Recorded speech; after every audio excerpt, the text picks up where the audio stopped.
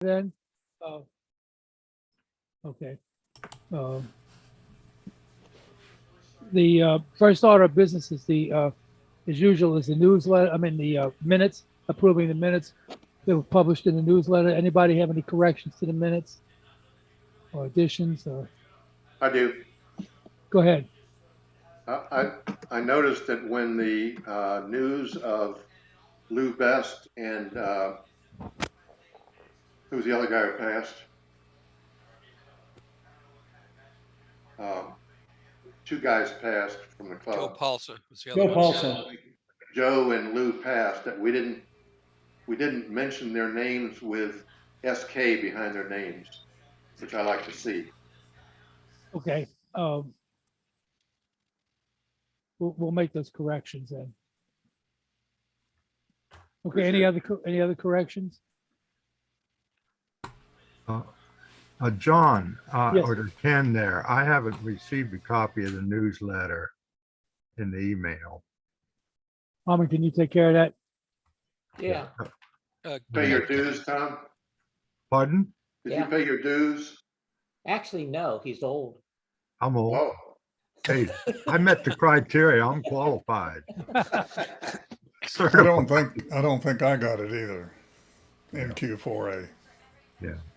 Who was it? NQ? John Bennett. NQ4A.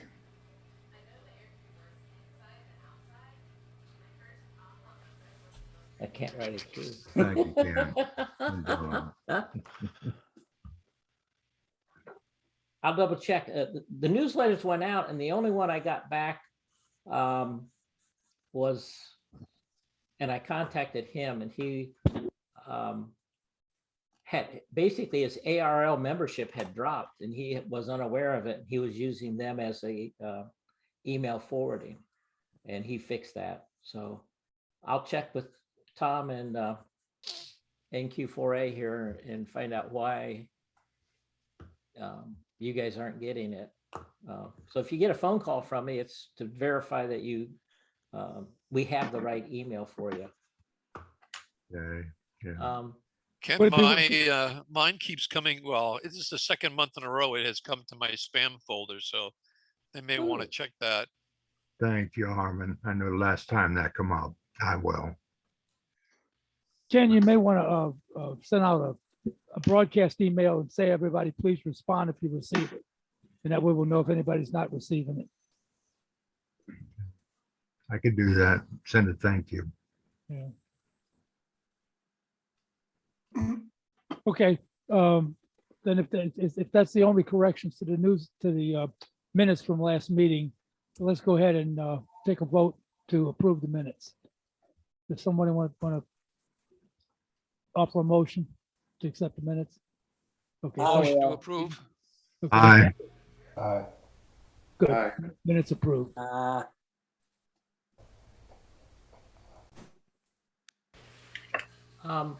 Real quick, for NQ4A, our email address for you is through ARRL. So you might want to Yes. double check that. Yeah, NQ4A at awrl.net. Yeah. So And you may need to verify. I had where mine magically dropped for some reason, and I was no longer, quote, subscribed to having the forward. All I had to do was activate it again. So you might want to double check there. Okay. And I can resend you, I'll send you a new, my main email address, which may be better. Okay. Yeah. That would work out nice. And I'll find out what's going on with you, Tom. gotcha. Okay. Not checking the spam. All right. Treasurer's report. Ken? Treasurer's report. We started the month of December with $18,957.29 or 24 cents, excuse me. I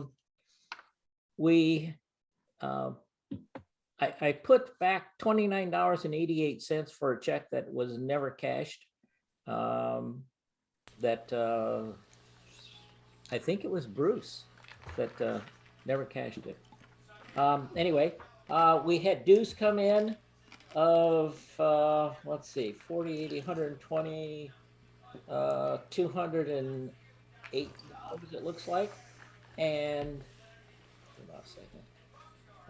And then we had the school dues, or school, we had $44 come in from that, 2 people. We paid for Gordon West books, $26.46. We spent $60 on the Sterling Park QSO plaque that we award, that is awarded in our name. Bruce bought $230.53 worth of equipment that's in use right now, so we can do hybrid presentations and whatnot. We had some office expenses for office supplies of $74.19 for paper and stuff. And PayPal charged us $7.56 in fees for the people that used it. So we had larger expenses than income, so we're down to $18,840.39. All right, Ken, can you clarify something? The Garden West books, we're not getting any kind of a instructor's discount or anything with those, are we? No, Okay, so we pay full price for them even. we pay the full instructor. price for our books. Excuse me. The only time that we get any kind of a discount is they charge $7 for shipping for the first book. For the second book, they charge $1. Okay, So in that sense, we will make some money. And if the students were to buy books in any quantity, we're making $5 or $6 on every 2 through however many we order. So okay, all right. And we're ordering them for the students, right? Students don't have to we order them. allow them to let us order them. Okay, But that would mean that they have to be in person, because okay, that's how we make Yeah. it work. okay. All right, I've got 5 new people. yeah, let's go ahead and do new members. Okay, I've got a Barbara Carter who does not have a license, who joined the club or wants to. Scott Hannon, who's a technician, K04UOR. We have Armstead Payton, who is an extra, N7HC. Richard Morrissey, who's an extra, AE4OK, and Alan Murphy, extra, K04UJV. Okay. All in favor of accepting these new members? Aye. Aye. Congratulations to new members. All right, before we move on, anyone have any reports or anything? Bruce, I assume you got a report for us tonight?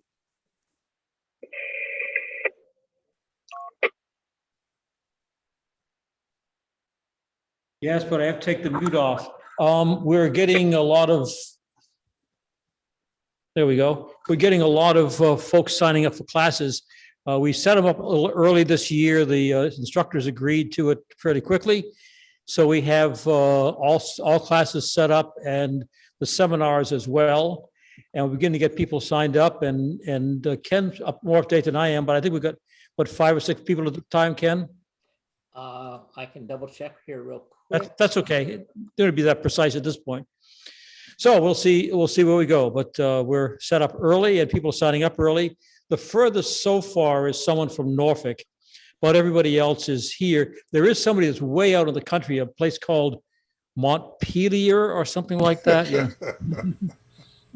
Anyway, that's the only thing I got to report. And of course, you're getting to see the equipment we're going to be using to teach with. So that's all I got. Equipment's working beautifully. I have to say that MARC, Mid-Atlantic Antique Radio Collectors Club, is doing basically the same thing with similar equipment. And I think ours is probably looking a lot better than even theirs does. So they've been doing theirs for several months. So, Well, look at the quality of the people who are running it. I mean, what can you expect? exactly. I was going to say congratulations to Bruce on a job well done. Yeah, okay. And I'll he's take the- obviously I'll take it. cuter than they are, you know, it's the looks too. Right. Oh, Judy, you really got me now. Bruce, how about the any updates on the middle school stuff? We finished, the only thing we have left to do, we have two things left to do. One is Tom and John, KD4CMK and KX4QC have to do the demonstration of communicating by satellite. That'll be done sometime in February. We also have a series of rehearsals to go through at the school with the kids. We'll probably be having some hams act like the astronauts on the other end of the telephone to get that done. So that's what's left. And then the presentation, the talk with the astronauts will be one day during the week of February 28th. And they'll tell us, 2 or 3 weeks ahead of time, which day it is. So Okay. that's what's in front of us. Okay. No news yet on the thing we're doing at the Railroad Museum, right? No, I have put the word out to a bunch of hams to get them to agree to be part of it, and heard back from 2 or 3.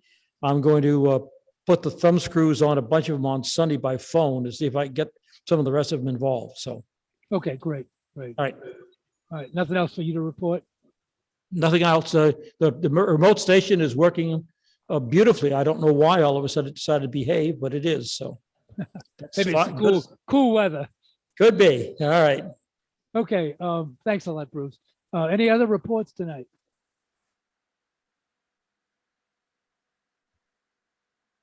Hearing nothing, then I guess we can move on. Anyone have any show and tell tonight or anything? Hey, John, before we get Yes. to that, oath of office for the new, which is really the same people. Yeah, we need to swear the officers in because we didn't do that before. Do we? Is Mac here tonight? No? Okay. Who wants to do the swearing in? Okay, then I'll pick somebody. Armin, you want to do it? You've been through this rigmarole before. Are you referring to me, John?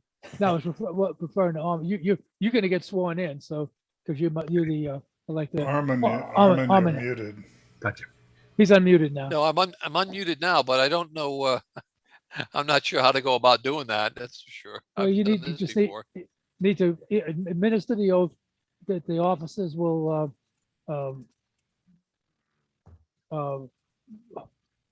hold forth the rules of the rules and bylaws of the organization. Okay. How do I go about doing that? I don't have Well, the oath in front of me. Well, let's you- see, does Nobody everybody knows You the all oath. swear. Yeah, basically, it's just, hey, we was gonna will say- agree to uphold the bylaws of the club. That's and, right. And Okay. to be Well, good. it turns out the counselor here has it all squared away and knows what it is. Okay, good. Let's. I'll be glad to do it. I think I've done this on the fly a couple of times when nobody else was available. Oh, So there you are. I'm your permanent substitute. Okay, are all the officers and directors who were elected at the last election present for the most part? If you are, just kind of wave at the camera and we'll recognize who's there. All right, I see 2 or 3 waving there. All right, Yeah, I don't All think right, well- David's here unless he's I'm there a- in person. Director. okay, we'll have a special ceremony for him. And Alan? Yeah, I don't see Alan either. So, okay, well, let's get it as many as we've got here. So if you all will just raise your right hand and repeat after me. I do solemnly swear to uphold the Constitution and the bylaws of the Richmond Amateur Radio Club and perform the duties to which I have been elected to the best of my ability. So help me God. If you agree with that, just say I do. I do. I do. All right, you're all official now. Carry on. Thank you. Thank you, Win. Thank you, Win. Okay, so do we have any other business we need to take care of before we go to our special presenter for tonight?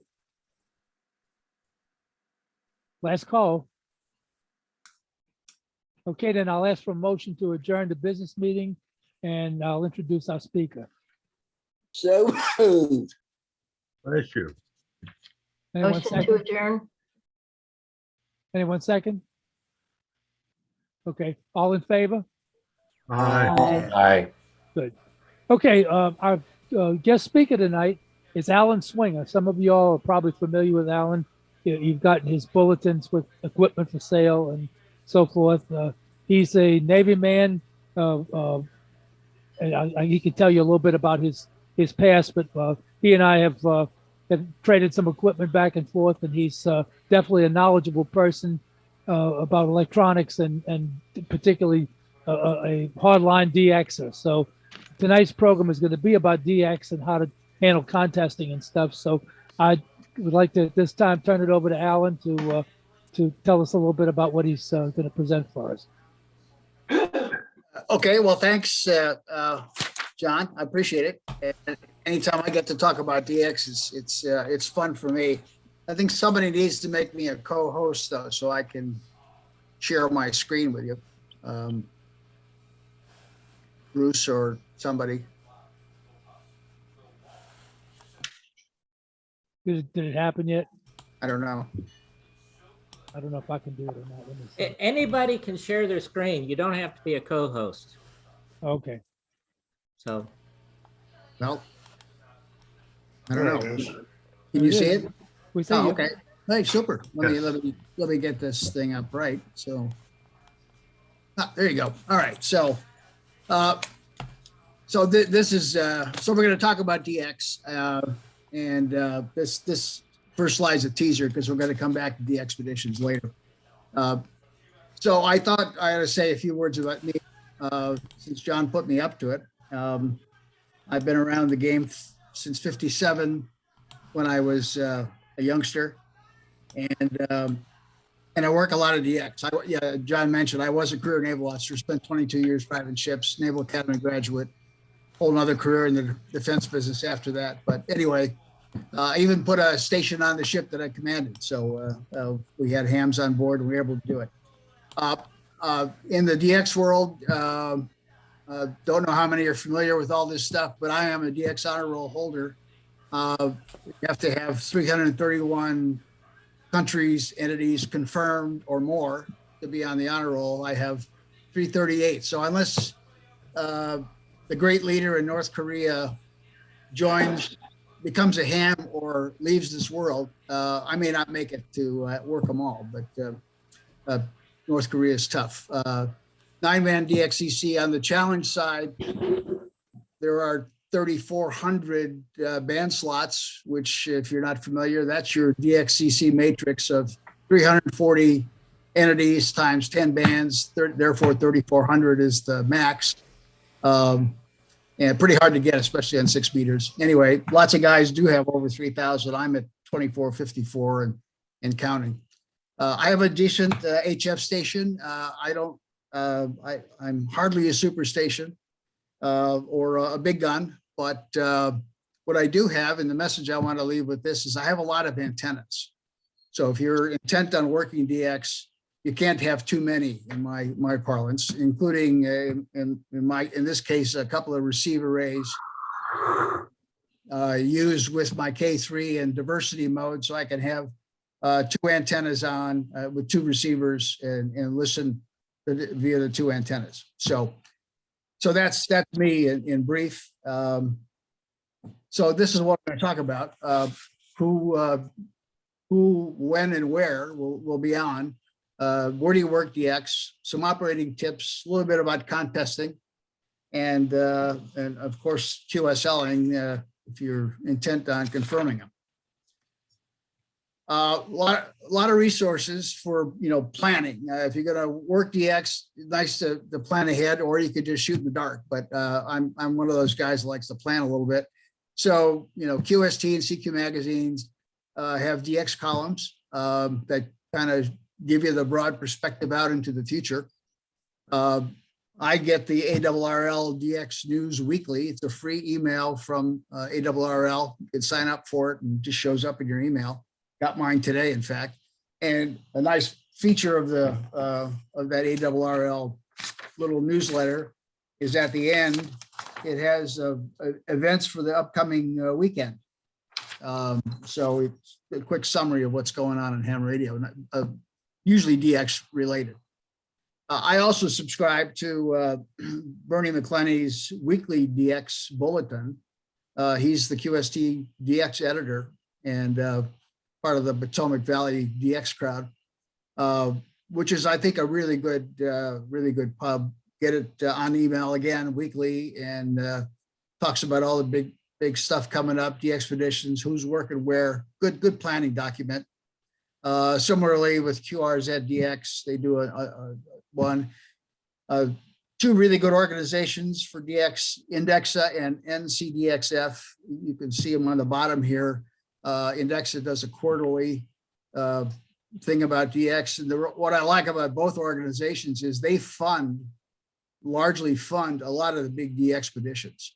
So they put out lots of money. And when we get to the end, you'll see what some of this stuff costs to do with the expedition. But good organizations, and they also put out nice pubs. So good planning documents if you're thinking about DX. On a real-time basis, though, if I'm going to jump on the 80 meters tonight, what am I going to do? Well, I could just tune around, I suppose. That's the usual old time-tested way to do it. But you could also go to the DX clusters and see real time who's working who on what bands and at what time it happens. So it gives you a history as well as who's on, like right now. Here I mentioned three of them. I use F5LEN on a regular basis because it's got a lot of nice features. The DX Summit's excellent, and I subscribe to EHAM, so I use theirs as well.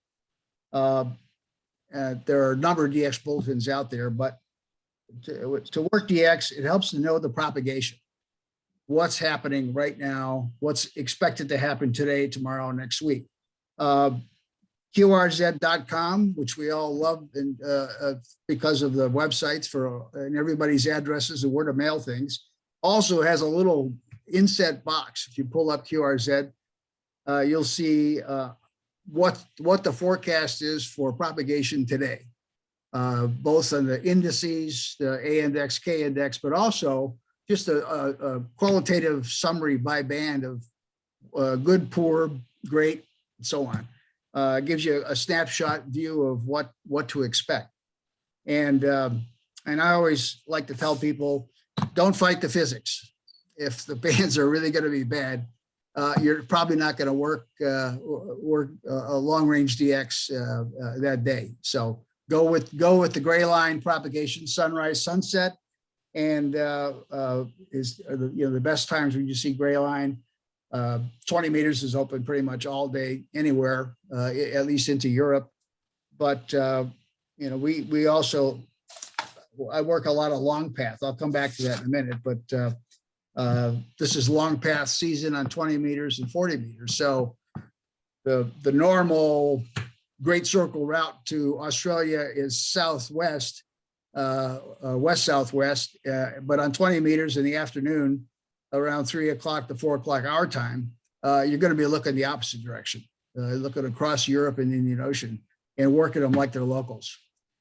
Same with Asia on 40 meters, southeast around our sunset time in the afternoon.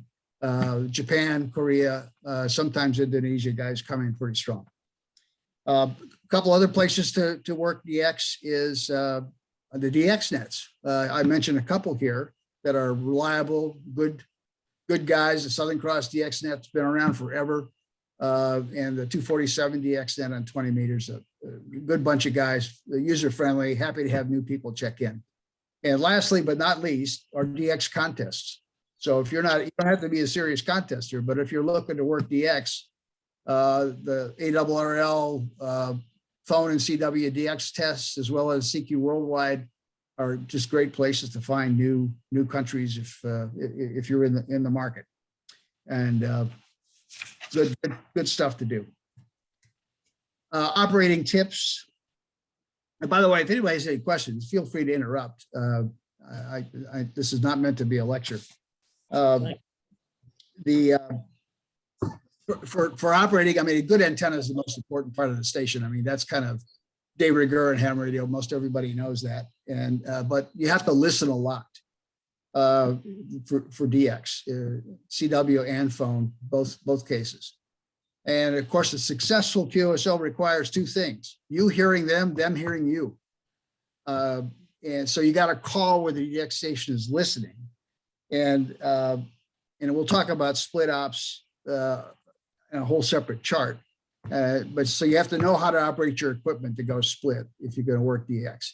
And one thing that's not on this sheet, but I got to mention it, is how do you talk to DX stations? I mean, I frequently hear, and I know they're well-meaning guys, and hopefully they're not in this club, will get on with, Asian stations with a heavy Southern drawl on this end and give their call sign once and a signal report and expect the guy to pick it up. It won't work. Most DX stations, unless they're from Europe or Australia, are not native English speakers. Some of them speak really good English, some of them don't.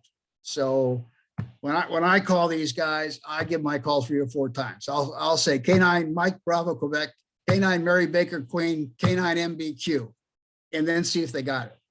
And if I know the guys, I mean, it's easy. But if you don't, you gotta understand. Give it slow and give it multiple times, because they are not necessarily gonna get your voice, your intonation, your accent, and so on. Just a tip. And by the way, DX stations work CW, especially a lot of the Europeans in particular. So if you want to do that, you don't work CW, you might want to consider picking it up and going where they are. Split operations. DX stations, when they call CQ, by design, they create a pileup. Now, if they're common DX guys, not so much. But if they're at all unusual, 9K2 MU calls from Kuwait CQ, he's going to have a pileup. You can count on it. So the smart operators, or if there's a contest, DX contest in particular, they will say, I'm going to listen up 1 to 2 kilohertz, or I'm going to listen up 5 to 10 and spread them out. So that gets the pile up off of their frequency, so that those who want to work them can hear him, the DX station, and then he can also tune around and if he spreads them out, he can pick them out. So, this is what you need to know how to do split operations with your equipment. It's very easy on my K3. I'm sure it's easy on other modern transceivers, but you set one VFO on the DX frequency and receive, and you transmit on your other VFO where the guy told you to transmit. And often I listen for the last guy that he talked to up on where I'm going to in the transmit range to see who he just finished with, so I can be on that frequency and call him. And that frequency usually saves a lot of time of hoping that he picks you out of the crowd. So that's a quick and dirty on split ops, but frequently it happens to all of us.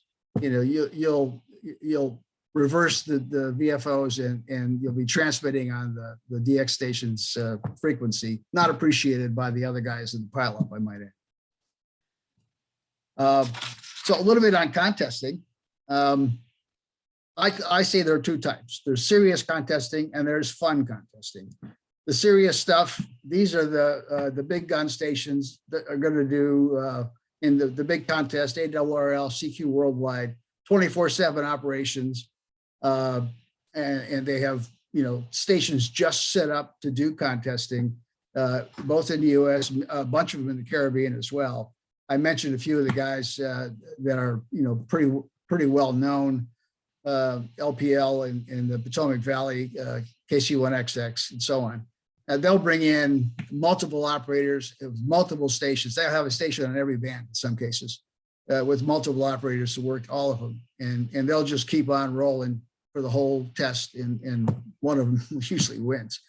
Alan? But you can jump in there on these operations and pick out DX and work them, because they want to work you. If it's a contest, they want to get points. So I usually get in there and have some fun and give out some points. Alan? Yes, sir. I was just gonna say, when I taught, especially the tech class, I said, some of these guys that do contests, and I says, they have a chamber pot and maid service. Yeah, that's right. I forgot, Bruce, you got that, well, let me finish this chart and then we'll play your two tapes side by side, okay? Your two audio tapes. Bruce? Okay, I saw his finger, okay. Yeah. So, I was muted. Yes, the answer is yes. You tell me what. I got it. So, and the fun or casual ops, you do it every year at Field Day. I mean, that's a casual, fun kind of contest. North American QSO Party, Virginia QSO Party, et cetera. And those things, two ways to operate. You can just park and call CQ and have stations come to you, or tune and pounce, look around for the guys you want, jump on them and call them. Good to have a logging program. But before we go on, Bruce has two good audio tapes. One, let's just see what a pileup looks like from a DX station's point of view, and then one a little on contesting, about 20 seconds each, something like that. Go ahead, Bruce. Okay, tell me, make sure if you're hearing it. Not hearing it yet. No, hang on.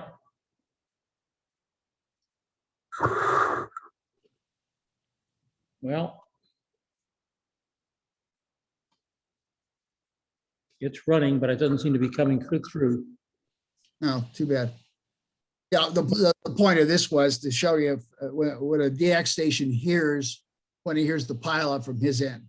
I've operated. I lived in Hawaii for a year, operated as a DX station. I can tell you, it can be painful when you have hundreds of stations calling you and you try to pick them out of the crowd. So it's a tough one. And the other one was going to be a quick example of what it's like to operate in a contest and what the exchange would be for some of these contests. But maybe you played at another meeting if you get it up. Nope. I have a feeling that I can't do a recording the same time you're doing shared screen. I think it's where the problem is. Oh, okay. So then it becomes the all-important QSLing. How do you get the confirmation from all this wonderful DX that you've just worked? Well, there's the old-fashioned way, direct, right? Postage, SASE, and bucks. Green stamps, better known as. IRCs don't work anymore. In fact, you can't buy them. International reply coupons are gone. So this is the hard way. And the good news is most of the DX world has gone away from direct. There still is the ARRL bureau system, outgoing and incoming. Was easy and cheap, as I say here, because ARRL raised the prices on outgoing, and I don't think it's cheap anymore. And in any event, it's slow, and meaning it takes forever to get a card back through that system, although they do come. Still available, though, if you're interested. EQSL, lots of guys use it. Unfortunately, it's a no count for the ARRL awards, and I think for CQ as well. So no help on DXCC. I am a inveterate fan of Logbook of the World. It's, the electronic clearinghouse ARRL runs. I'll show you an example of one of my older matrices here in a minute, so you'd see what it records. It links to DXCC and the other awards. And it's a fast turnaround. OQRS, another great invention. I frequently use online QSL requests. So again, it's all paperless. You do everything credit card or PayPal instead of dollars in an envelope and hope nobody steals it. No paper involved, and it's via club log at the address shown. And QRZ.com, of course, is what we all use to look at what the guy's station looks like and what his mailing address is and how he QSLs and so on.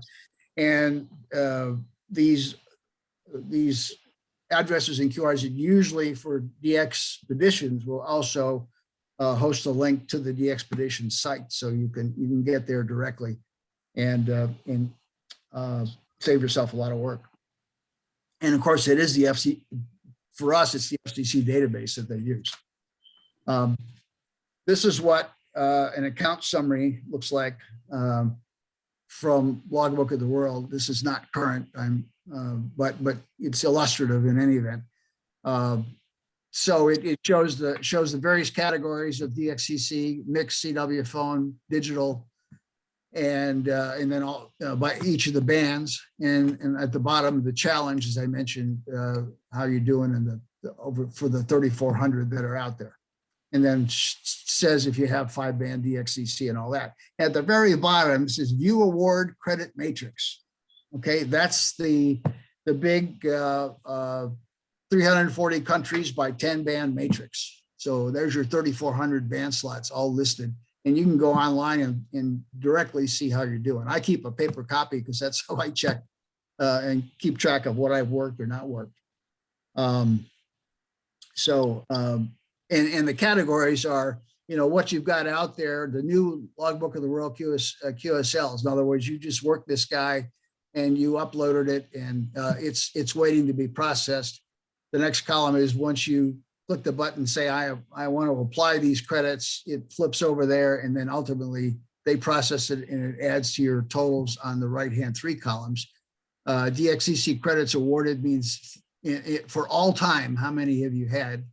It includes deleted countries, but the current, of course, is the actual of what it is today. So DXpeditions. This is an example I've had. This happened a number of years ago, but the point I wanted to make here is that these DXpeditions take a tremendous amount of effort. The fellows who go into these put up a lot of their own cash. The logistics are tremendous. Like in this case, Navassa Island, which is not very far away, it's in the Caribbean. But and they had multiple stations at all bands. 7 or 8 stations, 15 operators. As it says, they had to use a ship, a helicopter, get supplies ashore, round trip. The expedition cost well over $500,000 total, and the 15 guys themselves chipped in $160,000 and got donations from us guys as well as from Indexa and NCDXF and organizations like that. And they did a tremendous job, big pileups, but they're expensive. And so they go where they put places on the air that normally people don't live. And so that's how these countries, how we're able to work them, because they don't go there. One, for example, coming up in November, if it happens, is Bouvet Island, which is one of the 10 most wanted in the South Atlantic near Antarctica. They tried to get there a year ago, and the weather was so bad they couldn't get ashore, and then the ship lost an engine and they had to come back. So the 15 or so guys on the ship, I think they spent a month on the ship and never got ashore. And of course that wasn't for free. They still had to pay, and it didn't happen. So they're going to try again. God bless them. I hope they make it. I need Bouvet on lots of slots. So. Okay, well, that's the end of the formal presentation. So I'm open to questions or not, up to you. Okay, Alan, Yes, I noticed at the beginning of your presentation, you have 2 receive antennas. yes. If you could only have one, which one would it be? An AY loop, because one, it's especially if you're constrained for space. I'm not, but I know many people are. Right. And it's switchable in directions. So when you say receive antennas, the beverage I have is 500 feet long, and it's bidirectional. So, but the field of view, the beam width on a beverage is pretty narrow. So you're talking about maybe 30 degrees, east and 30 degrees west. Whereas with the loop, I can switch directions, and of course, what these receive antennas do. There's no gain involved. What it does is it lowers the noise level, so you get a better signal to noise ratio when you're looking in that particular direction. So that's the whole point. And with diversity received, that helps a lot. Good. Thank you. You bet. Alan, I have 53 countries that I've worked in a total of about 400 and some odd contacts just in the last year. I belong to and I log with QRZ, and I also have it linked to Logbook of the World. I'm having problems getting confirmations back from a lot of the European people that I talk to. What am I? Is there something I can do better as far as a logging program or something? How often do you upload to Logbook, John? Usually once a week at least, and if I have a really good contact that I want to get a quick response on, I'll do it immediately. Yeah. Well, I'll tell you, the Europeans are pretty blasé about QSLing with Americans, because most of us don't need many Europeans except on a few low bands and stuff. But what I often do is look up their call sign on QRZ.com, see if they got an email address, and send them a note. Okay, that's a good You idea. uploaded it, and you really need it for this or whatever, and ask them, is Logbook okay, or would you prefer direct? And usually you get an answer. Okay, good. Thank you. I mean, I had one this week. In fact, on Monday, on 40 meters in the morning, in Brunei, V85 Alpha, which is a long haul, but 40-meter phone, and managed to get a good QSO with him. And he said Logbook of the World is how he does it, or his website does. So, but I sent him a note anyway and said, hey, I'm on, I need the band slot. I've uploaded for you, and I look forward to receiving it. Sent me a nice note back. I said, no problem, done. And I got it the next day. Good. All right, So, thank you. You bet. Alan, I can try to get the sound again since you have released the shared thing, and see if I can get that piece on again. Yeah, go ahead. Let's see if we can make this work. Oh, here we are. And I need to make sure, part of the problem is making sure the audio goes well. All right, let's see if we can make this baby work.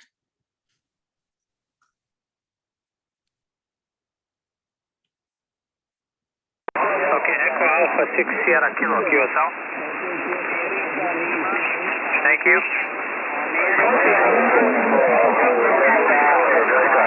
Sierra Bravo. India Sierra 0 something, what's your call? India Sierra 0, what's your call?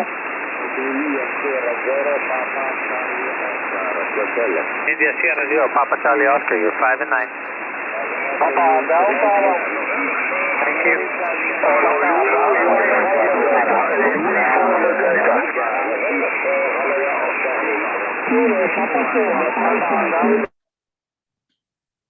So you want to interpret what that's all about, Alan? Yeah, well, so you hear the guy giving his call, like he was talking to the India Zero. The Italian stations was just one of the guys calling him, but you could hear a sea of other calls back there, and not too strong in some cases. And he was responding the best he could and trying to pick them out of the crowd. So that was actually a pretty mild pileup, because some of the pileups, it's just the total cacophony. Trying to hear anybody out of it is really tough. And that was from Afghanistan, so you can imagine that was a big one. Yeah. We've got another one here that might be a little easier to understand.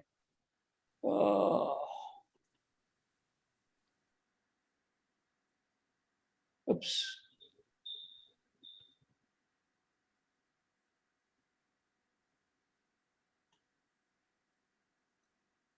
Calling CQ contest, Kilo 8, Charlie X-ray. Golf 0, Charlie Lima Hotel. C0 CLH 594. QSL 5914, good luck. Thanks, K8 Charlie X-ray. Kilo 8, Charlie X-ray.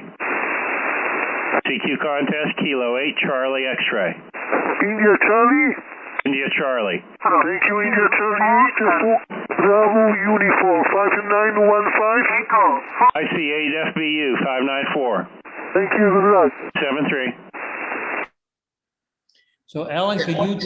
Yeah, so what you got there is you got the guy in Ohio, the 8, and he's that's a CQ zone. He's using 5.9. That's a signal report, and he's given his CQ zone 04. And the other guys are given their signal report and the CQ zone, and those guys were Europeans, as you could tell, 14 and 15. So they're in Europe. And so that's what you hear typical in a contest. It's 5.9 and whatever it's a serial number or the CQ zone for most of these contests. Same on CW, by the way. I always tell people I'm not a really good CW operator, so I don't want to operate CW. And I say, look, the exchange in a contest couldn't be easier. It's going to be the signal report in your state or signal report in a number, and that's it. And if the guy you can copy him and he can copy you, you're done. So that's it. Any other questions? Well, I would add that I'm here somewhere. That I'm a rag chewer, not a contester, but some of the DX looking up stuff that you talked about for contesting still works the same way. Try to find out particularly if you want to try for a particular area. It's kind of interesting to look up there and figure out where's the best way to best time and best band to talk to them. And you can sometimes feed some people who will just have a chat with you. So that's the part I like. I've had lots of good chats with Australians, both short path and long path. We speak similar English anyway, and usually can communicate without any difficulty. Same with the Brits and the Europeans in the afternoons are easy to get through to. Well, thank you. Appreciate it. Thank you, Alan. It's a great presentation. We appreciate it. I hope to hear you on the air. Okay, anybody else have anything? Any other questions or anything? Okay, then I guess we can go ahead and close our meeting for tonight. Again, thank you all for coming in. I'm sorry I was a few minutes late, but as I say, I learned my lesson not to start my computer 10 minutes before a meeting now, and on a chance that I have to do a Windows update before I can get into the program. So good night, everybody, and A vote to adjourn? Okay, John, take care. okay, we adjourned already. The business meeting was adjourned.